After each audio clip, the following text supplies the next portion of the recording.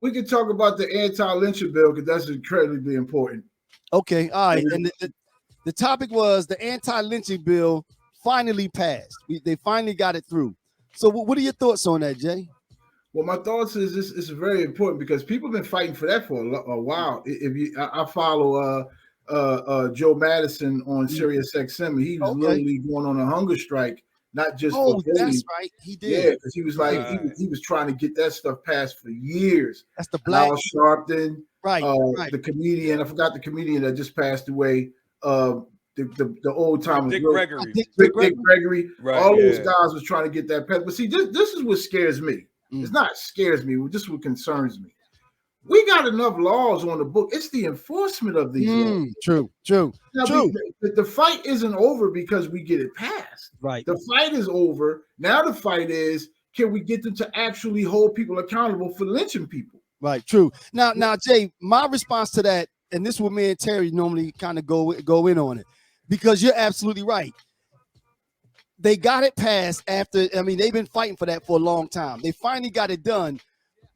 But I think the good thing about it is now you have a law on the books to enforce, to make it a bigger issue if someone violates that law. Before, there was nothing. There were no laws on the books, so there was nothing to enforce.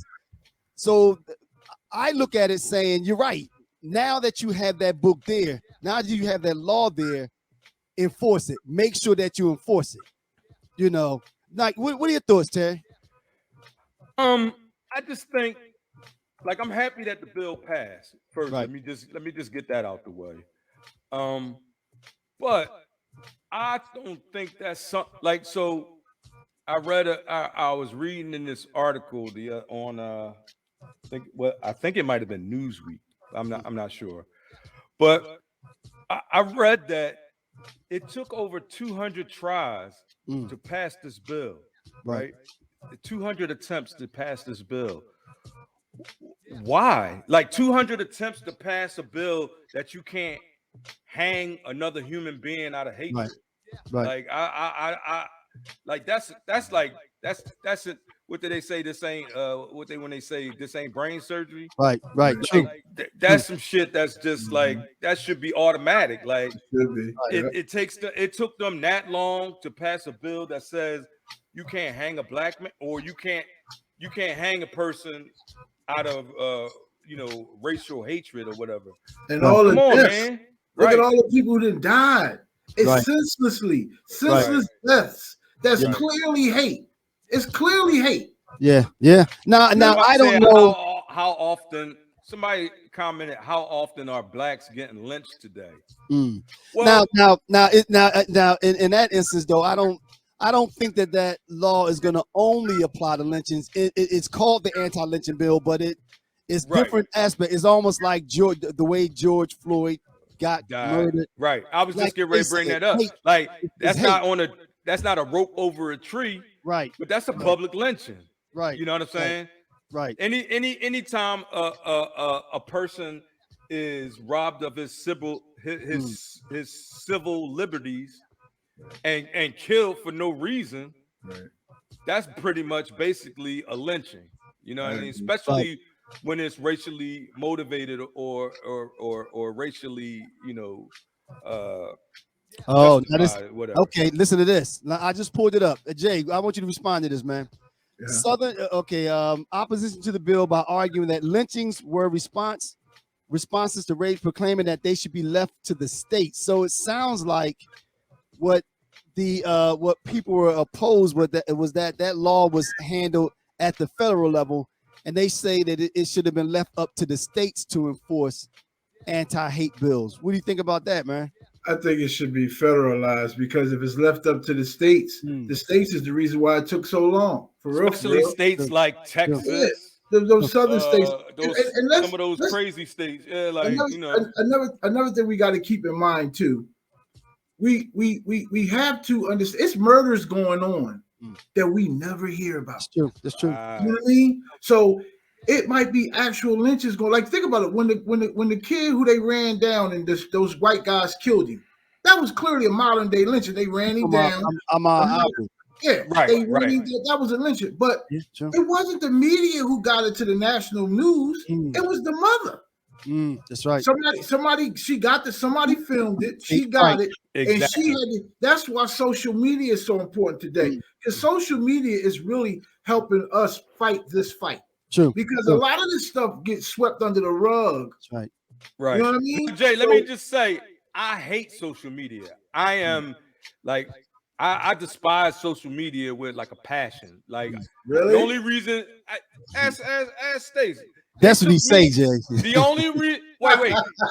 When did I start using? When did I start using social media? Yeah, Stacey? when we started. When the show started, right? Right. I never wanted to be on social media ever because like that's right. Somebody, like what you said, that's the good part about it, Right. where it flushes out a lot. Right. It allows people to communicate a lot better, but then it also allows for a lot of brainwashing and a lot of nonsense too. You know what I'm saying? Well, it's the gift and the curse, man. You know, people Exactly. take anything. That's the best way to describe it. But you can take the social media out the way, right? Just the internet in general encompasses good and bad, where you can preach hate, teach hate, because hate crime is up. These hate groups are expanding. You know what I mean? So what I like about social media is that it's giving you information that you wouldn't have never got. That's true. Right. Like that's what I'm saying. It was so shocking when we saw the video of them killing the brother. And then then this stuff that's going on, like they found the one kid rolled up in the mat. Right. In the gym. In the gym. Yeah. His organs was taken out. They took his organs out, stuffed his body with newspaper. That's the best way to describe it. Hello? Was it? Yeah, we had a little echo or something. Yeah. No, go ahead, Jay. But hey, yeah, you're exactly right. Like that's the good part about like information spreading quickly. Right. But then there's also a lot of propaganda that spreads quickly, a lot of false information, a lot of nonsense too. Right. But I mean, like you said, like I think Stacey put it the best. It's a gift and a curse. Gift and a curse, yeah. But personally, I think it's more of a curse. But go ahead. Yeah, but, well, and we're not putting that genie back in the bottle, so we have to, get the most of it that we can. You know what I mean? So how do you feel about both of y'all? I'm throwing the question back to y'all. How do y'all feel about federal and state and local? You know what? Actually, I'm glad you said that, because I was gonna say it, but I forgot. I agree with you 100%, Jay. I think that some of these laws like this, you can't leave it up to the states, because look at the voting rights. You sometimes you need an overarching law that's going to make sure that no one pushes the envelope too far, because like with voting, if you leave it up to the states, some of those wild states, as you said, Terry, they go too far. So I agree, man. I think in some instances, there should be some laws that should be that we have the ability to handle at the federal level. Now, I think that it should start off at the state. If something happens in Philadelphia, the city takes it. If a state law is violated, the state jumps in. But if the state says no, that's we don't have a problem with that, then yeah, there should be